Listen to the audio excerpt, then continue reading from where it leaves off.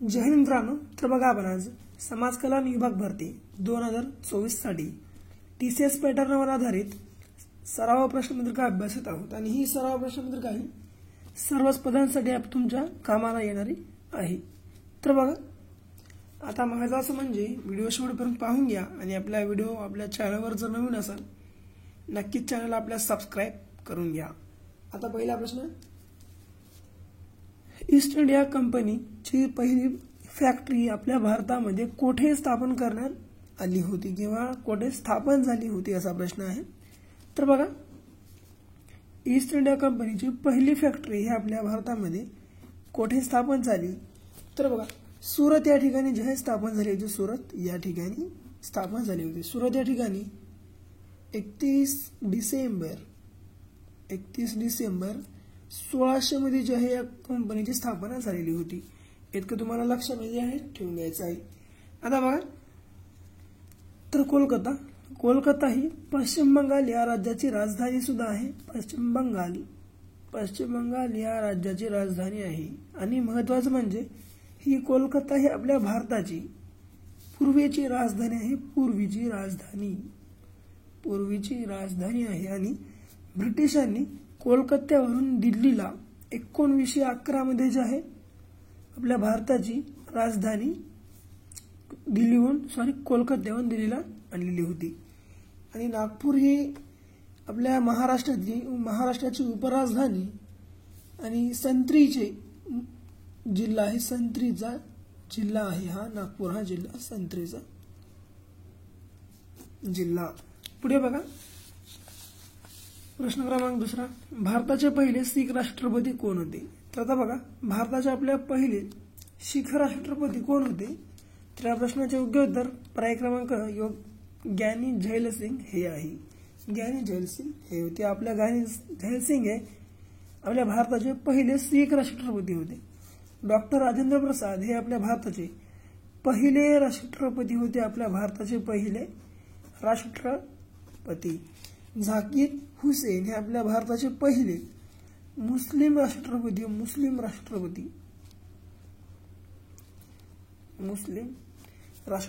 आणि प्रतिभाताई पाटील हे आपल्या भारताच्या पहिल्या महिला राष्ट्रपती आहेत. पहिल्या महिला राष्ट्रपती हे तुम्हाला सर्वांना लक्षामध्ये ठेवून घ्यायचं आहे.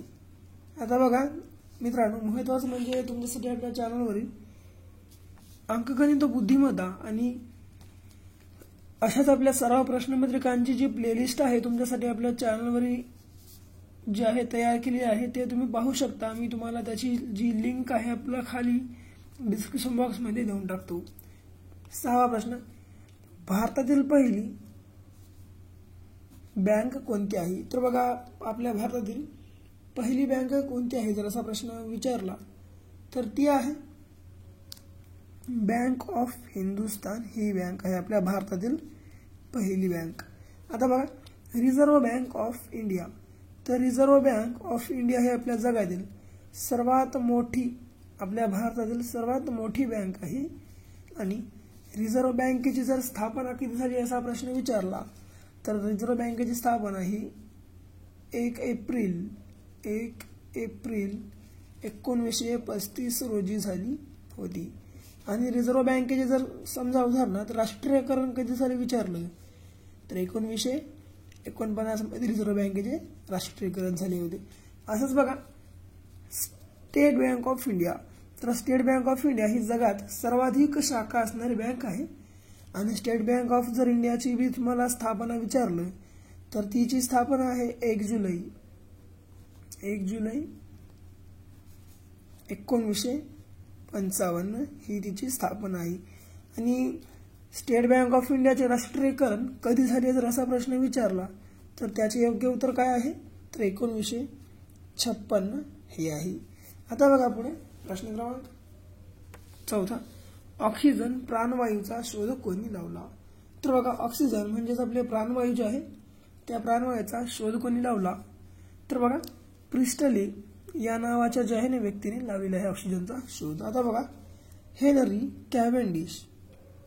तर बघा हेनरी कॅव्हेंडिश याने जे आहे हायड्रोजनचा शोध लावलेला आहे. हायड्रोजनचा शोध लावलेला आहे. आता बघा डॅनियल रुदरफोर्ड. तर डॅनियल रुदरफोर्ड याने नायट्रोजनचा शोध लावलेला आहे. नायट्रोजन. आणि बघा महत्त्वाचं म्हणजे आपल्या वातावरणामध्ये सर्वाधिक जर कोणता घटक असेल तर ती आहे नायट्रोजन. नायट्रोजनचं प्रमाण आपल्या भारतामध्ये जवळपास 74% इतकं आहे आपल्या वातावरणामध्ये, जगामध्ये. आणि रॉन हेल्मंड. तर रॉन हेल्मंड यांनी जे आहे यांनी कार्बन डायऑक्साईडचा शोध लावलेला आहे. CO2 म्हणजे कार्बन डायऑक्साईडचा शोध लावलेला आहे. पुढे पाहू शकता 5वा प्रश्न. सूर्यमाळ हे थंड हवेचे ठिकाण कोणत्या जिल्ह्यात आहे? तर बघा आता सूर्यमाळ हे जे थंड हवेचे ठिकाण आहे हे कोणत्या जिल्ह्यामध्ये आहे? तर पालघर या जिल्ह्यामध्ये आहे सूर्यमाळ हे थंड हवेचे ठिकाण. आता बघा रत्नागिरी. तर रत्नागिरी या जिल्ह्यामध्ये दापोली या नावाचे थंड हवेचे ठिकाण आहे. आणि महत्त्वाचे म्हणजे रत्नागिरी हा जो आहे समाजसेवकांचा जिल्हा आहे. समाजसेवकांचा जिल्हा सुद्धा आहे. रत्नागिरी हा समाजसेवकांचा जिल्हा. तर आता बघा महत्त्वाचं आणि एक म्हणजे जळगाव. तर जळगावमध्ये कोणतं थंड हवेचे ठिकाण आहे असं जर तुम्हाला प्रश्न विचारलं तर जळगावमध्ये कोणतं थंड हवेचे ठिकाण आहे? तर पाल या नावाचे जे आहे थंड हवेचे ठिकाण आहे जळगाव या आपल्या जिल्ह्यामध्ये. आणि जळगाव हा केळीच्या बागांचा सुद्धा जिल्हा म्हणून ओळखला जातो. आणि शेवटचं उरलं काय? नागपूर. तर नागपूर हा शहर जो आहे संत्र्याचा जिल्हा सुद्धा म्हणून ओळखला जातो. आणि नागपूर या जिल्ह्यामध्ये रामटेक नावाचे जे आहे थंड हवेचे ठिकाण आहे. आणि बघा महत्त्वाचं म्हणजे नागपूर या शहरामध्ये 0 माईल आहे. 0 माईल म्हणजेच आपल्या देशाचे सर्वाधिक मध्यवर्ती ठिकाण कोणते जर असा प्रश्न विचारला तर ते आहे नागपूर. असं पुढे कोलेरू हे गोड्या पाण्याचे सरोवर कोणत्या राज्यामध्ये आहे किंवा कोणत्या राज्यात स्थित आहे? तर आता बघा कोलेरू हे जे आहे गोड्या पाण्याचे सरोवर कोणत्या राज्यामध्ये आहे? तर याचं योग्य उत्तर काय असेल? तर याचं योग्य उत्तर आहे आंध्र प्रदेश हे राज्य. आता बघा पुढे जम्मू काश्मीर. तर जम्मू काश्मीर म्हणजे सुद्धा काही सरोवर आहे ती सांगतो बघा तुम्हाला. आता वुलर सरोवर आहे जम्मू काश्मीरमध्ये जे की आपल्या भारतातील सर्वात मोठे सरोवर आहे. गोड्या पाण्याचे सर्वात मोठे सरोवर वुलर सरोवर आहे. दाल सरोवर आहे. नगीन सरोवर सुद्धा आहे. नगीन सरोवर आणि अंचर सरोवर आहे. आणि अंचर सरोवर. आता उत्तराखंड. तर उत्तराखंड पाहू शकता. तर उत्तराखंड या राज्यामध्ये जे आहे सांबर सरोवर हे आहे.